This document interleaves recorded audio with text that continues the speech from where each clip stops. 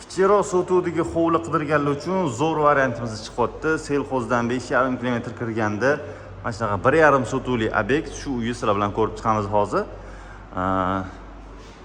Bu yerda ko'rayotganingizdek garajga bemalol bitta katta mashina sig'dirsa bo'ladi. Menimcha Tahoe ham bu yoqqa sig'sa kerak.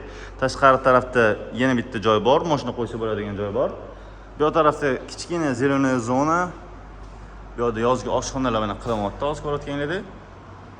Bu tarafda bo'lsa bitta podval qilingan bir xona, mana shu yerda oshxonani tegi podval qilingan. Ko'rayotganingizda mana shu oshxonaga tashqaridan ham to'g'ridan-to'g'ri kirsa bo'ladi. Ichkaridan ham kirib ko'rsatamiz.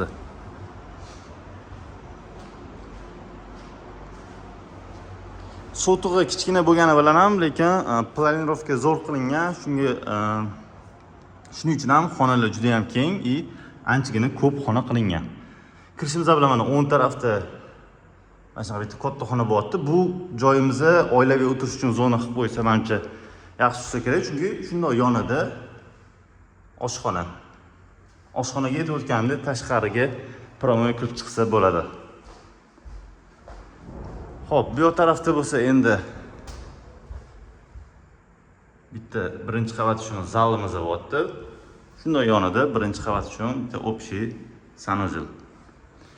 Endi mana shu zinadan ikkinchi qavatga ko'tarilamiz.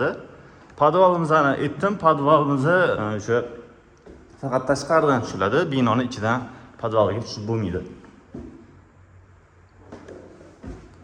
Xo'p, chiqishimiz bilan chap tarafdan boshlaymiz. Chap tarafda bitta mana shunaqa spalnya bo'lyapti.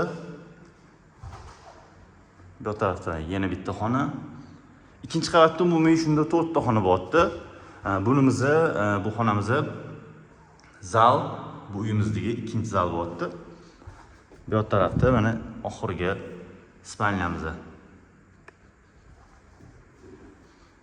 Ikkinchi qavat uchun общий sanuzil. Shu uyimiz yoqqan bo'lsa, like bosib qoldiringlar.